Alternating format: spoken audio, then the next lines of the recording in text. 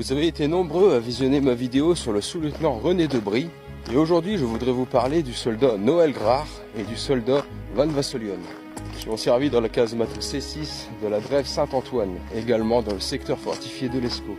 Le soldat Noël Grard a été tué dans sa cloche GFM. Le créneau renforcé de la cloche a été percuté par un obus de 88 mm, projetant ainsi le bloc jumelle fixé au créneau sur lui. Il sera donc tué sur le coup. Et le soldat Van Vasselion sera tué par un obus lors d'une patrouille aux abords de la casemate. Mais êtes-vous demandé pourquoi les cloches étaient ciblées à ce point? Vous avez pu voir dans une de mes vidéos et dans d'autres vidéos d'autres chaînes que certaines cloches étaient parfois criblées d'impacts d'obus. Eh bien l'explication est très simple, les cloches GFM sont avant tout les yeux de ces blocs de béton. Il faut savoir que les cloches GFM sont munies de périscopes au sommet de la cloche. Elles sont aussi équipées de blocs jumelles qui peuvent être démontés pour ensuite installer une mitrailleuse ou un mortier. Une cloche GFM offre en soi une vue à 360 degrés, contrairement aux organes de tir, qui offrent un champ de vision beaucoup plus réduit. Les cloches ainsi neutralisées, il était donc plus facile aux troupes d'assaut de contourner et coiffer la casemate.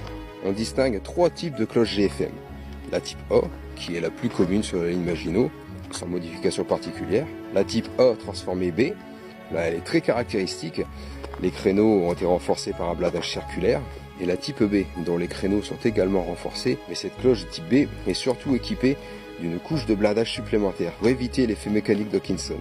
Sur cette photo, on y voit une cloche de type B, totalement décalotée par des obus de 88, où l'on voit bien la couche de blindage supplémentaire. Dites-moi en commentaire si vous voulez que je vous parle un petit peu des différents types de cloches que vous pouvez rencontrer durant vos balades.